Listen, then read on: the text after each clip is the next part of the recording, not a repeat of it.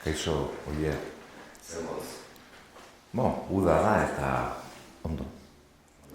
Bueno, azteko eta behin, elkarrezketa honi hasiera emateko, Idur Eskizaberek kargu bat utzi dizuretzat, karrera bat, eta hauxe da. Ostalarrak lurra aurkitzen duen lekua, da zure azken lana, azken novela beltza. Polizia, gure kasuan ertzantza, violentzia, tortura, ustelkeria, boterekeria, gure jendartearen erretratu beltza. Bizi honetan eta mundu garai honetan, zergatik eta zertarako idazten du Edorta Jimenezek.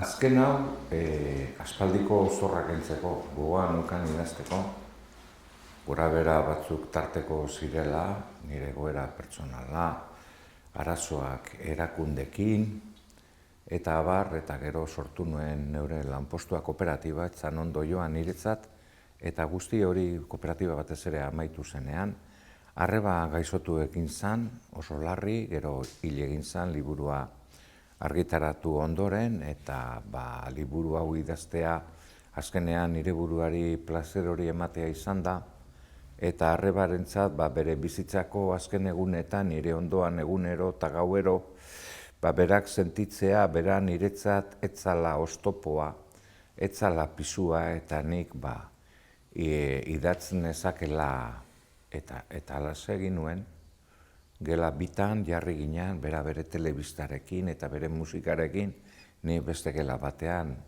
ordenagailu portatilarekin, eta nik ez dut inoiz portatilean idatzi, Haragizko Amoreak Ingalaterran nengoela idatzi nuen eskuz eta gero ordenagailu zerean. Ostantzean nire lekuan idazten dut, orduan, izan da plazera, izan da saria, eta niretzat postasun handia narraziorako nire betiko gogoa berreskuratzea ez da. Eta gaiak zergatik eta aurrerago behar bada esango dugu. Deigarria egiten da, zure ibilbidean liburu asko da honekoa, argitaratu duzun honen aurreko azken liburua 2010koa da, beraz, urte hauetan guztietan argitaratu gabe egon zaren honetan, motibo extra literarioak izan dira eta ez hainbeste literaturekiko deslibura bat. Ez, izan da, nik Mundakako udalari idatzi dizkiot 1000 gora folio, ezertan ere ez dit arrazoia eman, beste erakunde batzueri zuzendu natzaie, eta ezertan ere ez didate arrazoirik eman, traumatikoa izan da, hain traumatiko guzti hau deskubritzea non laguntza medikoa behar izan nuen garai batean hauts eginda geratu nintzen, eta ez dut uste nire lehengo inozo zoriontasun halako horretara itzuliko naizenik, ezta? Eta ez ziren arrazoi literarioak izan, inondik ere saiatzen nintzen ipuinak eta gauzak idazten, nituen amaitzen. Poema asko idazten nituen nire buruan, plazer horrengatik eta errepikatu egiten nizkion nire buruari, baina nituen paperera eramaten. Eta niretzat ere uste bakoa izan da ikustea, oraindik nire eskuak badabiltzala teklauan, ganorazko nire ustez zeozer egiteko adina ondo izan. Eta Idurrek aipatu duen bezala, novela honetan, esan dezagun gure jendarte honen alde iluna, asaltzen dira novela beltz honetan egiten den bezala, alegia, ez da entretenimendu hutsa baizik eta gizarte baten alde iluna asaleratzeko, modu kritikoan asaleratzeko bide bat. Ez da hori presente eduki duzu, gogo hori, liburu idazterakoan? Bai, bapatekoan etorri zen liburua, gai batzuk banituen gogoan, baina dena etorri da idatzi ala. Planteamendua eneukan oso argi eta halako batean liburuko bigarren atalean dagoen elkarrizketa etorri zitzaidan, ertzain jubilatu bien artekoa, eta nolabait esan elkarrizketa horretan zegoen guztiaren muina, ze Gidoigintzan ikusten den bezala, zuk testua egin eta testu horretan planteatu daukazunari pertsonaia hau agertu zaizu, ustetzen nuena, ea nolakoa den pertsonaia hori, zelakoa den, eta norberak egitea bilaketa hori, eta hola joan ziren gaiak agertzen. Zakurren nire profeziak betetzen ari dira, zakurrek lauankekoek gizarte honetan daukaten garrantzia, nola aldatu da, piercingak, tatuaiak, irratia, agertu dira batean, ertzainen kontua eneukan buruan, baina agertu egin zen, eta gero novela hau izatez novela zuria da, eta zurikeriari buruz gau ez gertatzen direnak eskutuan geratzen dira, ze azkenean iraganean pertsonaiek daukaten tortura eta bortxaketa eta traizioa eta guzti hori dago, eta hori gauez gertatu zen beti, baina novela egunez doa. Egunez doa eta Bizkaiko leku ereduzko guztiak azaltzen dira edo gehiena orduan, estena bakoitza leku jakin batean da, eta nolabait kuadro txiki bat da. Eta josi egiten ditut, badago Samamez berria, eta hor Kabakaz, ni atletizalea naiz, ez naiz sendatu oraindik gaixotasun honetatik, izan zitekeen Erreala edo Osasuna edo Auskalo ze beste talde.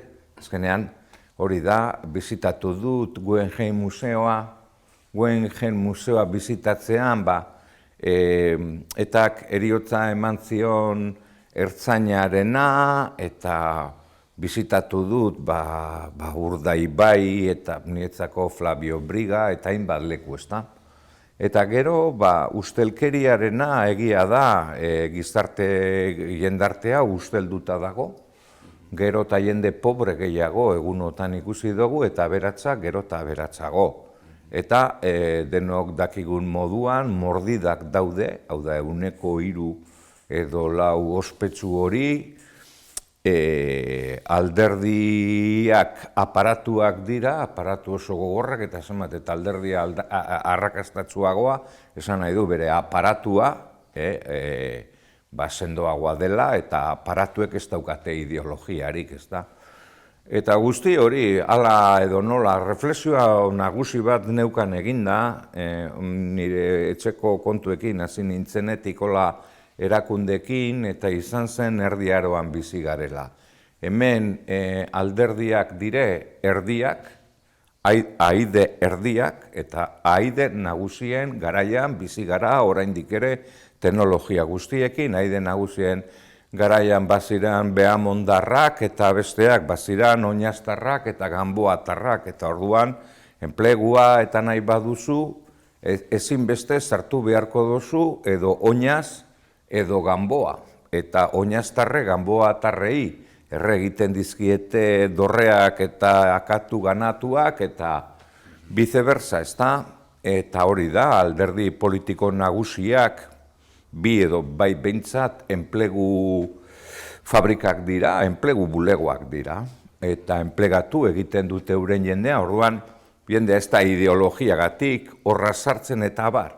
Eta gero, liburu honetan leku zera esanguratsuen artean sartu dut Bermeoko portua izenak aipatu gabe, ze oraingo San Juanetan bete dira 30 urte ertzaintzak bere karga lehengoa erasoa egin zuenetik, eta Bermeoko tostartekoen asuntua izan zen, 30 urte igaro dira, inor ez da gogoratu, eta hor ertzaintza polizia integral pilakatu zen, ez da? Nik hori ezagutu egin dut, ezagutu dut Kabakasi eriotza eman zioten gauean, ni Samamezen egon nintzen, eta egon nintzen ertzaintzak Bilbon kale erdian tiro egin zuen egunean manifa baten eta bar, eta gai hauek etorri egin dira. Zailena jostea da, hau da, ni hemen narrazioa egiten saiatu naz, kontatzearen plazera. Eta kontatzean erabili ditut nik idazle eskolan erabiltzen dituen irizpideak. Zeintzu diren, jakin nahi baduzu kontatuko izu. Eta, zentzuk dira irizpide horiek edo? Lehenengo irizpidea zera da, baina partikula ez erabiltzea, aldela. Gizarte honetan pesimismoa inda sakona, gehien errepikatzen den hitza baina da. Eta narrazioan errekek ez dute bainarik egiten. Errekek, jarioan edo ibaiek harriaren kontra jotzen dute eta konsekutibora egiten dute.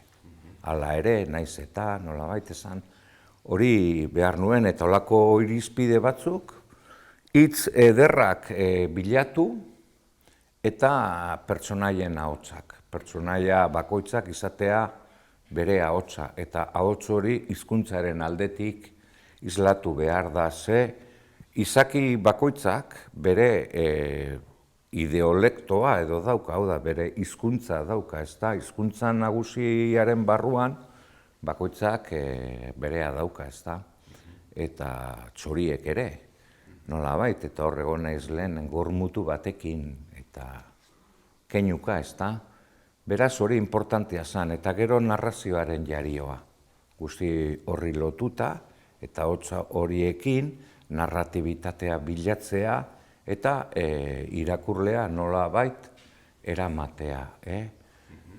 Horretara planteatu dut nik nire zeregina horregatik badago aingerua den pertsonaia hori, eta horrek egiten du euskara hibrido alako zoro bat, baina, begira, baina esan dut. Damutzen naiz, hori, nik neuk, zera irakasle lankide izan nuen baten izaeratik hartu dut, eta bestetik zoroekin izan dudan harremanetik, ez da, ze zoro mota batzuek sekulako oroimena daukate. Sekulako gaitasuna oroitzeko, ez da, batzuk hizkuntzekin trebeak eta izaten dira, pertsonaia horrek egiten du batzutan, dibuazanek bezala, beste batzutan, bizkaiera zaharreko zer batzuk ateratzen ditu, ezta? Aldiz, ertzain biek, arkauteren barruan dire, elkar ezagutu dutenean, sortzez euskaldunak direnak, ezta, etxetik, eta inguruan, normalean, gehienak dira erdaldun hutsak eta batzuk euskera, euskaltegieraz, badakite, ez da, euskaltegiko euskeraz. Nik ikasle batzuk izan nituen 80ko hamarkadan, ertzaintza sortu zenean, nirekin ikasten, mutil jatorrak, uste baizuten euskara beharrezkoa izango zela, ez da. Eta azkenean ez da izan da, badago novelan kontrol bat, niri gertatzen zait, batzutan euskaldunak dira eta eskertzen dut, atzo esate baterako, egon nintzen ertzaintzarekin hitz egiten, eta biak ziren euskaldunak, eta gainera bati igarri egin nion, eta esan nion, Bermeokoa, ez da, eta bai, eta jode, nintzat izan zen postasun bat, gero aldundiaren bulegora joan nintzen Bermeon baita, eta berriro izan zen postasun bat, eta doinuerak eta soinuak entzute, ez da, ertzain bati kontrolean gelditu, beste ertzaina dela jakin gabe, eta ez diote euskaraz hitz egin nahi. Beraz, ni pentsatu nuen pertsonaia hauek badutela paktu sekretu bat hizkuntzarekin ere. Eta ze hizkuntza erabiltzen duten eta ze motibo daukaten arkautetik irten da, ze euskera egin hori ere importantea dela. Eta noski emakume batek mundakan esan zidan bezala eta hau literaturara ekarri nahi izan dut auzokoa zen eta zuek euskara barrizea egiten dozue, guk zarra. Emakumeak argiro esan zidan, bere euskerea beste bazala, eta hemen belaunaldi batzuk daude, eta egokitu egin behar izan du bizkaierazko molde batzuk, gaitz ez egiteko irakurleari hori, baina zertzelada batzuk eman, eta mundu konplezu eta mintz eta zal asko edo ertz asko dituena, ez da, hizkuntzaren aldetik, narrazioaren mesedetan, hau da, irakurleak amua irentz dezan, esaten dena, ez? Zinez dezan historia hori, ze nahiko zinez gaitza da idatzi dudana.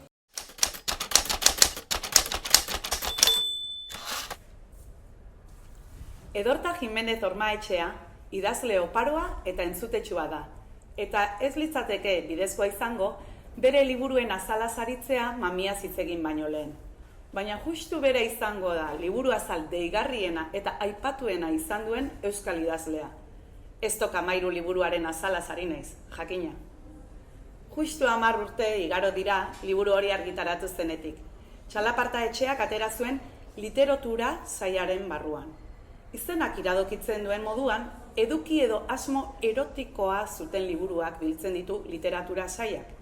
Eta horrelakoxea da Ez Tokamairu. Hain zuzen, audio liburuaren aurkezpenak Txalapartaren webgunean. Idazleak erotismoaren historia, literaturaren historia, pornografiaren historia, musikaren historia eta Edorta Jimenezen beraren historia idatzi du lupa, ero eta beroz. Autofikzioa edo burufikzioa idaztea erraza da kontatzeko ganorazko ezerrez dagoenean. Zailagoa da idazlearen bizitzaren pasarterik intimoenak, pornoenak kontatzen dituenean. 16 € dago salgai, inork erosi nahiko balu ere. Azalaz ari ginen ordea. Ondo gorri ilun batean elkar bezarkatzen gorputzak antzematen dira desordenaturik. Ondo horren gainean, azalaren erdialean, zakil baten argazki handi bat. Zakila zabelpeko hileetan pausatuta dago, glandea edo mokoa gordeta duela, eta perlazko lepoko bat du gainean. Enaiz ausartzen egiazkoa den esaten, perlez ari naiz. Zakila bai, zakila egiazkoa da, eta Edorta Jimenez beraren omen da gainera. Haren alaba iratiri izenburu hau duen testua inspiratu zion. All About My Father, eta parentesi artean, aitak Ez Tokamairu argitaratu du eta zer. Audio besteak beste iratik testu horretan. Ez pentsa ez nagoenik harro, azken batean, hauxe da edozein alabak nahi duena. Liburu dendara lagunekin sartu eta Stieg Larssonen ondoan aitaren zakila ikusi. Steinbeiken perla eta gure aitaren perlak. Lagunak esatea. Zure aitarena zein da? Eta norberak seinalatzea. Hoixe, harrotasunez puztuta, pentsatu ez barru-barruan, nire aitaren zakila defendituko dut. Bai, eman zuen zer esana. Gara egunkarian liburuaren harira egin zioten elkarrizketan, Ane Arruti Lopetegi kazetariak probokatzea bilatu ote zuen galdetu zion. Jimenezen erantzuna, ez dut bilatu, baina ez naiz isildu eta naiz isilduko. Esan eta egin, ez da ez isildu. Wikipedian, ez euskerazkoan, ez gaztelaniazkoan, Ez Tokamairu liburuaren azala aipatzen ez duten arren, bai esaten dute, 1985 ia urtero argitaratu duela libururen bat. Ez da horrela. Egia da 25 urtez, sarri-sarri ateratzen zuela libururen bat. Ez bazen bere izenean, Omar Navarro ez izenarekin. Baina 2010-tik libururik argitaratu gabe egonda. Iaz arte. Iaz, Ostadarrak lurra ukitzen duen lekua novela atera zuen. Aurreko liburuetan bezala, kostaldeak leku nabarmena du. Baita gizarte kritikak ere. 10 urte lehenagoko elkarrizketan esan zuena, egia zela frogatu du berriz. Ez da isiltzen eta ez da isilduko. Horren erakusgarri, Amagoia Gurrutxaga Urangari honek berrian egin zion elkarrizketan emandako esaldietako bat. Nik ez dut egingo beste batzuek egin duten errelatoa. Nik neurea egin dut. Eta novela beltz bat egin du. Ustelkeria, politika, sexua, polizia, zahartzea, tortura, kabakaz, boterea, partidua eta herria. Herriak, denak ageri dira novelan. Honena, idazten jarraitzeko gogoz geratu dela, eta gu, bere hurrengo liburua irakurtzeko gogoz. Barkatu, biografia guztietan azaltzen diren bidatu ematea ahaztu zait. Mundaka jaioa da, 1953an. Bueno, aipatu zu lehen bihatzen arteko eskena hori liburuaren hasieran dagoena. Horrek eraman hau itxasoaren ideiara, itxasoa oso presente dago zure liburu askotan. Esango nuke gainera azken urteetan batu zuen kooperatibaren gara itxasoarekin zer ikusia zeukan, zer da itxasoa Edorta Jimenezentzat? Itsasoa definituko dizut pasarte baten bidez. Bi kontatuko dizkizuet. Bata izan zen Frantzian egon nintzenean lanean, eta ez erbestean soldadutza egin baino lehen lagun batekin zine erotikoa zegoen, eta bagoaz gu ikustera pelikula hori pekatu kontu inmoralak zan. Jode, ze posik hau ikusten. Sartu gara, jesarri gara, hasi da pelikula, eta kontu inmoraletako lehengo ipuintzoa, ze kontuak dire da, zera. Neska mutil bi, mutilak eraman da, hondartzara doaz, eta gero marea igotzen denean, isolaturi geratzen dira, Maria berriro etorri arte. Nietzat han amaitu zen pelikulia, ze txundituta geratu nintzen itsasoarekin. Jatzan egon, hurrengo ordu erdian edo ordu betean, ez erotismo horik ez ezer, ezta. Eta orduan konturatu nintzen gertatzen zitzaidan bakardadea itsasoaren huts hori zala, ezta. Eta gero gertatu zitzaidan soldadutzan Madrilen, han egun batian euria hasi zuen, eta telatuetan, eta telatuei begira geratu nintzen, eta konturatu nintzen ze beharrezkoa den niretzat euria, ezta? Nahi gabe, eta ibaiak ere, eta hola, baina batez ere itsasoa, eta nahi gabe etorri zitzaidan estena hori, eta berriro dago ontzi hori, Olazidegi ontziolan egina, eta omenaldia egina izan nion Olazidegiri Gipuzkoako ontziolari, ze Olaziregi bat ezagutu nuen, eta ni neukan beste txalupa bat konpondu zidan, baina itsasora joan naiz nahi gabe. Eta horrela da. Oso Hemingway da guztia. Uste duzu. Hemingway bazeukan bere El Pilar ontzi hori, eta bera ere harrapatuta geratu zen, eta hemen antzeko ontzi bat dago, dana zurezkoak, kanboiak edo honek Uribek edo nahi duzu moduan esan, maite du, mimatu egiten du. Nik hori bizi izan dut gertutik, nik eukitut, eta badaukat orain bateltxo egurrezkoa, ez da? Eta itsasoak lasaitu egiten zaitu, horregatik geratzen da jendia engantzatuta, eta zer esanik ez, nik ez dut arrantzan egiten, arrainen bat harrapatzen baduzu, eta sentitzen baduzu giroaren mintzoa nola baitezan, eta gogoeta egiten baduzu airearen ADN-az, aire bakoitzak eta badauka bere estruktura molekularra nola baitezan, eta zientifikoki esan daiteke, ezta? Eta hori da poesia, ezta? Poesia ipatu duzu, eta honen aurreko liburua izan zen, Omar Navarrorena, Haragizko amoreak, non da Omar Navarro? Ezkutuan da, ez dut uste erabat, egin ditut gauza batzuk apurka, ez daukate presarik, ostenduta edo egon dena ahaztu egiten da. Eta orduan nirekin ja jende ahaztuta zegoen, argitaratu nuen liburua, kritika onak izan nituen, eta guzti hori, baina liburua etzan ondo saldu, eta planteatzen dio nire buruari zer egin, ez da, gero ikuskizuna ere egin genuen, Rafa Ruedarekin, Haragizkoa, eta zerarekin, Jesus Ezurbaltzarekin, Ondarruko Jaimerekin, bai, eta Joseba Barrenetxearekin, pozik geratu ginen, baina hori izan zen, beste momentu bat, ez da. Faltan botatzen duzu holtza gainekoa, zuzenekoa? Orainez, beti uste izan dut beharrezkoa dela tarteka poesia egiten duenak jende aurrera gertzea, ez da.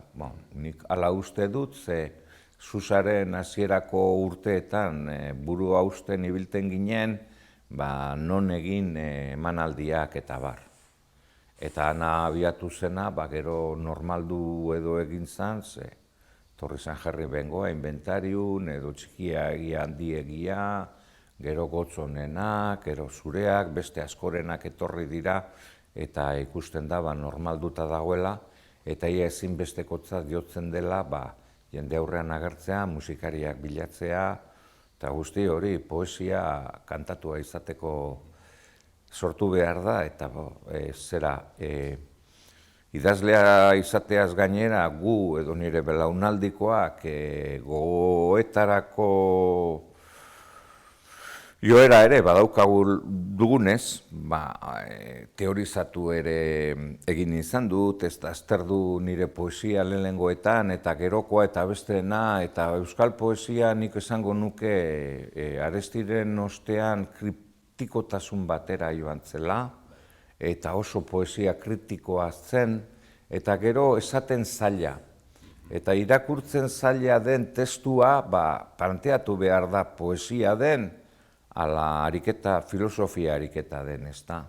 Orduan uste du, joan garela askatzen, gu geu, poesia idatzi dugunok, ahoskotasuna hori ere bilatzen, nola abait ez herri hizkera imitatuz, esan nahi dut, ritmoak, tempoak, esateko moduak, eta hori, eta uste dut, funtsezkoa izan zela emakumeak agertzea poesian, ez da, Itxaro bat zegoen, Arantza Urreta Bizkaia bat zegoen, baina azalaren kodearekin nire ustez euskal poesiaren munduan dena aldatu zen.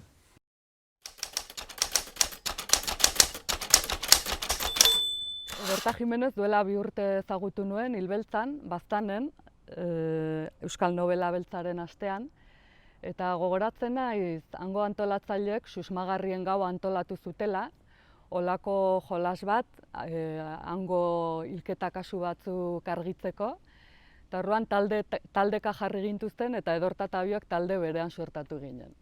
Eta, bueno, eginalak egin genituen, baina uste dut oso garbi geratu zela oso detektibe txarra ginela, bai bera eta bai ni, bai genuen lortu hilketarik argitzea.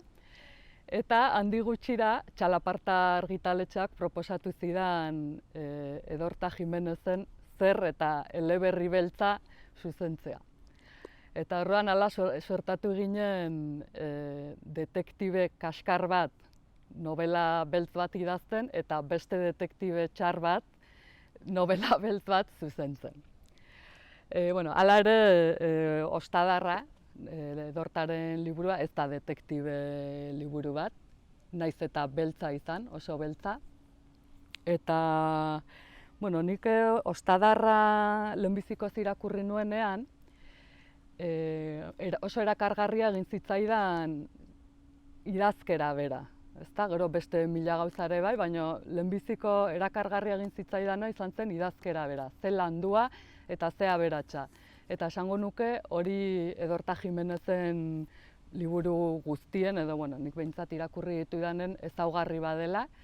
Garbi dago berak ez duela besterik gabe idazten, oso ongi dokumentatzen dela, esaldi bakoitzak, hitzjoko bakoitzak, hitz bakoitzak, elkarrizketa bakoitzak badu zentzua, badu bere lekua, sekula ez dago ezer betetzeko edo sobera, niri hala iruditzen zait behintzat.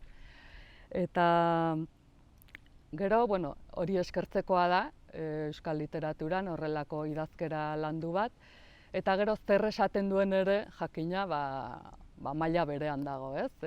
Beti oso landua eta oso betea. Ostadarrean, ezaugarrietako bat hori izango litzateke, ez? Zenbat gai jorratzen dituen, zenbat pertsonaia bakoitzak bere hizkera dauka, bere erregistroa, oso ongi bereizten dira denak, milaka giro, milaka egoera, berdin hemen agertzen dira txakur ilegalen trafikoak, bi ertzain horien buruhausteak eta elkarrizketak, itsas mundua, ustelkeria mundu hori, ustelkeria urbanistikoa edo esan dezagun. Azken urtetan Bizkaian bizi naizenez, bereziki ukitu nau liburuak. Liburua berez Bizkaian kokatua dago, naiz eta beste gizarte batean ere kokatu egon ziteken. Baina, oso ongi ikusi dut, edo ikasi dut, inguruan dudana beste betaurreko batzuekin ikusten. Ez dakit hoberako izan den, baino behintzat orain iruditzen begirada errealistagoa daukadala inguruan daukadanari buruz, zer dagoen Bizkai zuri horren azpian, ez? Mundu ilun hori eta, ez Bizkaian bakarrik, gizarte guztietan badago azpi mundu ilun bat, baino, horretarako ere balio zidan. Eta gero esan beharra daukat, oso ongi pasatu nuela liburuarekin, naiz eta berez istorio beltzak kontatzen dituen, benetan ilunak, baina umorea ere badago, ironia asko eta benetan batzuetan barre egin nuen. Marmoka, beste hori portuan ikusi zuenetik barrua jaten izan duen piztia, kontzientziaren azalera etorri zaio. Oroitu da, ikusi du iraganekoa. Orduan emakume gaztea zen, beste horren orduko arnasa etorri zaio. Zer gertatzen ari zitzaion, ozta ulertzen duenaren arnaskera zen arena. Esan ere egia zioen arnasa. Berek jarri zioten maskararen azpitik, haren Nefertiti belarriak. Begiak ez zizkion ikusten, baina ziur zekien haietan planetak zituela. Bidaia astrala, izarretan barna, bidaia imaginaezinena egiten ari denaren sinetsi ezinarekin. Errugabeen arnaskera, errugaberen planetak begietan. Eta zer? Jakinda zen jakingabe, kolaboratzen ari zen, erruduna zen. Larri dago zera oia orain, Nefertitiren belarriak. Hori guzti hori ongi badakin, zergatik ez du nik euk publiko egiten, zakil frustratu hori. See you, Steve. Ustekabean harrapatu du gizona, Steve esan izanak. Steve McQueen naiz, badakik ez da, matxo ziztrin bat intzen, eta hala ere sarmagarria, tarteka. Steve ura bezalaxe, matxo segitzen duk, baina lehen izaten nuen enkantua galduta. Gizonak ez du ezer ulertzen. Erren asko dira munduan, nondik nora jakindu bera dela errenura? Partidurako sarrerak, biak mailaren gainean utzi dizkio. Esaion aluzale mutxurdin horri enaizela munduko erren bakarra. Gintonik txandabietako tiketetako bat hartuta barrara joan da emakumea. Gorde kanbioak, eskerrik asko. Atzera begiratu gabe irten da landarezko zakurraren aurrera. Edo notara. Tarteka entzun izan dut idazle provokatzailea zarela. Ara ikusten duzu zure burua, hori entzuten duzunean zer sentitzen?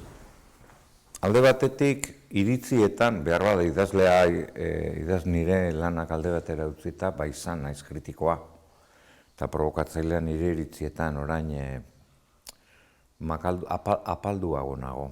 Eta gandorrak enduta, esan dezagun ez da.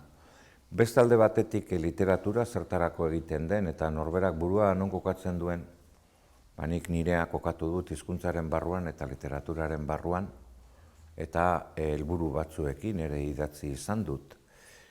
Euskal literaturan esate baterako erotismoa beharrezkotzat jotzen genuen, baina nork idazten zuen, edo Stok 13 provokazio liburu horretan, liburu politikoa, saiatu nintzen beste gauza batzuk kontatzen, batez ere zentzuraren historia, literaturan nola idazle handitzat ditugun Baudelaire edo Flaubert, Joyce eta bar, zentzuratuak izan ziren azaletatik hasita. Lady Chatterleyren Amorantearen liburuen azalen errepaso egiten badugu, ikusiko dugu, eta gero jakina erotismoa politika da, hori argi dago Apollinaire eta zeren garaitik, eta gero zegoen autofikzioarena, autofikzioa da norberaren gorputzari edo buruari begiratzea, eta esatea hori bere zilborrari begira bizi da, zilborra baino berago, beste zerbait ez da. Eta zaitik ez esan hori bere zakilari edo bere aluari begira bizi da, ez da. Autofikzioa egin behar badugu sorprendentea izan zen niretzat eta liburua seguruenetik horti dator Bermeoko liburutegian autolaguntza edo burulaguntza liburuen artean bazegoen bat, El arte de la felación. Liburutegi publikoan autolaguntzarako. Han daukazu, eskura daukazue, horren premia daukazuenok.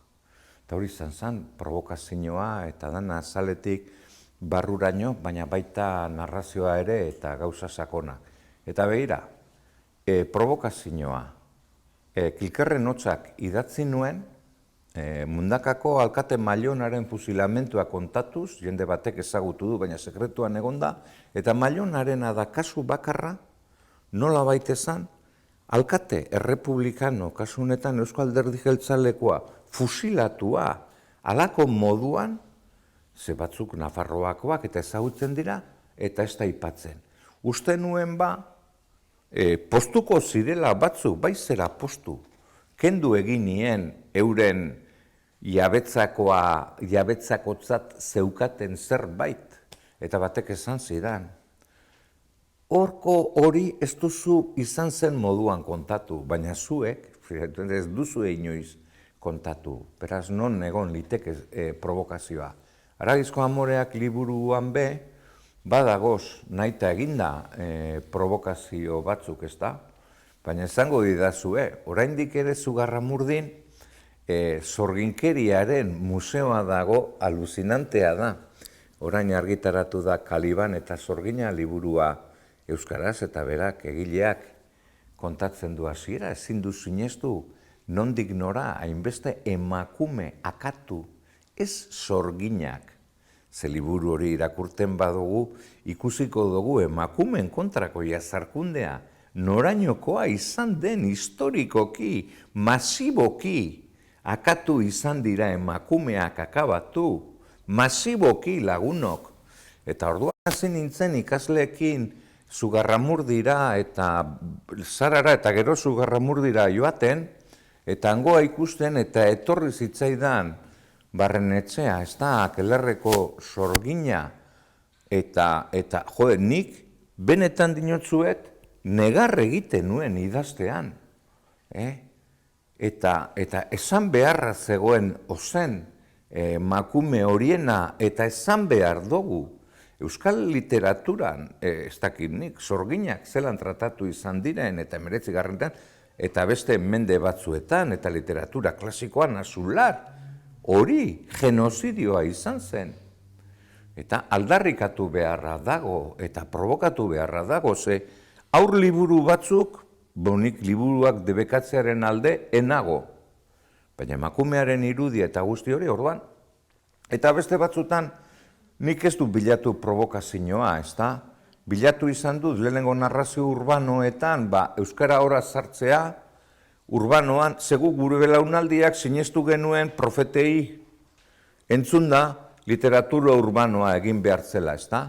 Orduan, profetak santu bilakatu zirenean, behar bada neoruralismora joan ziren edo Itakara, edo Irla Grekoetara, eta geratu ginen 3-4 gizajo, oraindik ere sinesten, literatura urbanoa egin behar zela, euskera horretara etorri behar zela, horregaitik idatzi nuen Speed Gauak, horregaitik idatzi nuen Manhattan, eskursio batzuk egin nituen fantasietara, eta alako batean, berbaroa etorri zitzaidan, eta ni ere mundu antzinakoetara joan nintzen, eta sentitzen nuen ganera antzinako munduetan ibili, gero gerrara joan nintzen, gerra ondora, azken fusilarekin, gero gerrara joan nintzen, beti nire herritik. Inoiz ere, ez dakit, hasita New Yorken edo Singapurren edo Toronton. Baizik eta hemen, ez? Eta gero hori mundura zabaldu. Eta falta nuen, gerrakoa egin nuen, proiektu zabalago bat neukan, eta falta nuen gaur egunekoa, horraitik egin dute ostadarrak lurra ukitzen duen lekua, eta dena izan liteke provokazioa, ez da? Orain erantzun berri duzun galdera, aipatu dituzu zure aurreko liburu batzuk, hasi zara pixkat egiten zure bidearen argazki moduko bat, eta hori ere galdetu nahi dizuke.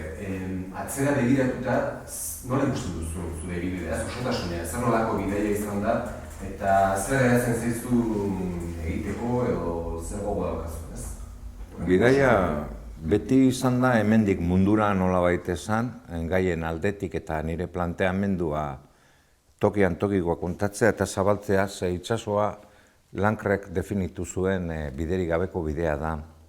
Eta gure muga infinitua, Euskal Herria txikia da eta hizkuntzaren eremua baita itsasoa infinitua da. Nik esaten nien neska mutilei eskoletan eta beira hor Bermion, hor atzean zer dago, mungia, han mundaka, han bakizo, eta itsasoan abiatuta zer herri dago.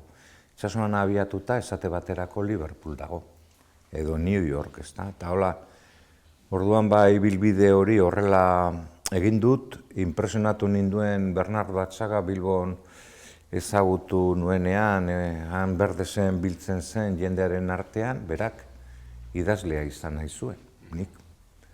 Neukan horren inoiz entzunda, inork idazle profesionala nahi izan zuela edo zuenik ez da. Eta saiatu naiz literatura egiten eta bizi ahal izaten nire ekosistema propioan, eure ekosisteman literatura eginez. Halako batean ekosistema guztia bezala aldrebestu edo ondatu eginda. Eta naiz hola bereziki zerekin geratzen, ez da. Saiatu naiz, esan dudan moduan, batzuetan literatura urbanoa egiten, beste batzuetan historikoa, beti Euskal Herritik mundura. Eta gero geratzen da, beti geratzen da zerbait egiteko, nire ametsen artean beti egonda gero berridaztea, ez da. Eta berridatzi egin nuen pasarte bat, Espitgauak novelarako, eta berridatzi ditut beste pasarte batzuk, beste leku batzutan. Jolas hori beti gustatu izan zain, nahi izan nuen gazteentzat sorta bat egin janariei buruz, janarien jatekoen eta edatekoen ibilbide magikoak, ez da, ze umeak normalean ez du nahi izaten tomatea, tomate naturalak, abenturaren bat, azaldu beharko zaio tomatearen ibilbideari buruz, eta zergatik den importantea hori egin gabe daukat. Ez dakit, egin nahi nuke ostadarraren urrengoa nola baitezan, eta daukat buruan beti Kubak impresionatu egin ninduen, eta batez ere Juan Duñabeitia kapitainak, eta lehenengoz izan nintzenean 2002an hango portuan, turistak joaten ez diren lekuetan, portu komertzialean, eta agertu zitzaidan, Pesoari bezala, haren itzala nola baitezan, ez da? Eta idatzi nahi nuke liburu hori, eta joan dira 17 urte, eta ez dut egin, ez da? Eskerrik asko berta, amaitu beharrean gaude, eta ez dugu aipatu, baina beste hainbat proiektutan ere ibili izan zara, hotxinean, irakurrian saioan, eta hain zuzen ere, horietako batzuetan gotzon, barandean izan duzu bide lagun, eta enkargoa dutzen ere dizuke, gero bera enkarrizkatatuko duzunez, galdera bat, beraren zat. Nik gotzon ezagutu nuen aspaldi batean bihotz bakartien kluba ditzen zen proiektu bat egiten, errezitaldiak egiten jendaurrean lagunekin, arrakalak argitaratu baino lehen, esango duke, ondoren etorri izan edo garai bertsoan literatura eskola. Berandu hori bigarren poesia liburuekin Katamalo, baina, galdetu nahi niekena da, hasierako urratsaiek idazle izateari begira, zen horako garrantzia izan zuten, ez? Jendaurrekoak taldean egitea proiektu haiek, lehenengo errezitaldiek, eta nola eragin zuten horrek, nola eragin zuten bere ibilbidean eta argitaratzeko pauso horretan, eta agian horrek irututa ea faltan botatzen duen jendaurreko zuzeneko kontu hori. Galdetuko dio, egingo dizut mesedea, lehen esan dugun bezala, Berritzarrakeko zerarekin ere ibili zen. Katamalon, beraz, atseginez galdetuko diogu baita ere zer sentitzen duen. Mila esker. Eskerrik asko zuri, plazer bat. Oiar Gilanek, ez Gilan.